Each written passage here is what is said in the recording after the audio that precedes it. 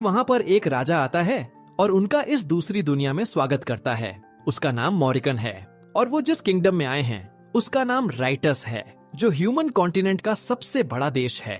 आगे वो उन्हें बताता है डीमंस हमारे देश पर अटैक कर रहे हैं और हमें उन डेमंस से सिर्फ दूसरी दुनिया से आया हुआ हीरो ही बचा सकता है।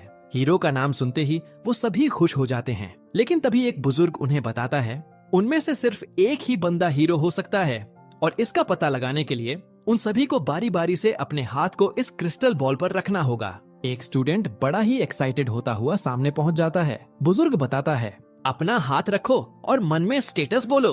ऐसा करते ही उसके सामने उसकी स्टेटस स्क्रीन आ जाती है।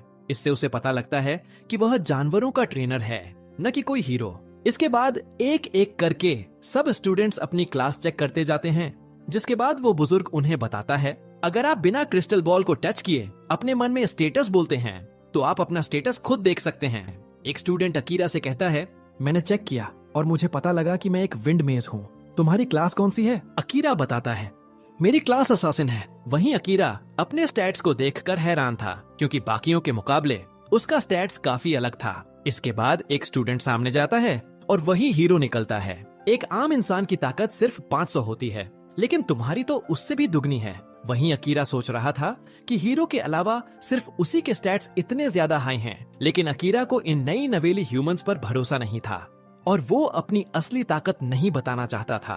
तभी वह देखता है कि उसके पास कंसील प्रेजेंस नाम की एक स्किल है जो मैक्स लेवल पर है। जैसे ही वह अपनी स्किल को एक्टिवेट करता है, आसपास के स्टूडेंट्स उसे देख ही नहीं पाते। इसके बाद वो बुजुर्ग उन सबसे कहता है आपकी क्लासेस के हिसाब से आपको इक्विपमेंट्स दे दिए जाएंगे और जब तक वो तैयार हो रहे हैं आप अपने अपने रूम्स में जा सकते हैं। सब अपने रूम्स की तरफ जाने लगते हैं। तभी अकीरा देखता है कि छत पर एक कैमरा लगा हुआ है। उसका शक और भी ज्यादा बढ़ने लगता है। वहीं इन सब चीजों के दौरान एक नाइट अकीरा को देख रहा था। अपने रूम में जाने के बाद अकीरा दिए हुए कपड़ों को पहन लेता है। इंफॉर्मेशन इकट्ठा करने के लिए बाहर निकल जाता है। वहीं पड़े पड़े उसका जंग खाया शरीर भी अब काफी ज्यादा एथलेटिक हो चुका था, जो उसे लगता है कि शायद उसकी स्किल की वजह से है, जिसके बाद वो अपनी प्रेजेंस को कंसील कर लेता है। दूसरी तरफ हम किंग एंड प्रिंसेस को देखते हैं। किंग प्रिंसेस से कह रहा था उन्हें प्लान के अकॉर्डिंग ही काम करना है, उन लोगों को सारी चीजों का पता नहीं लगने देना है। अकीरा उनकी सारी बातें सुन लेता है और समझ जाता है कि चाहे जो भी हो ये अच्छे इंसान तो बिल्कुल भी नहीं है।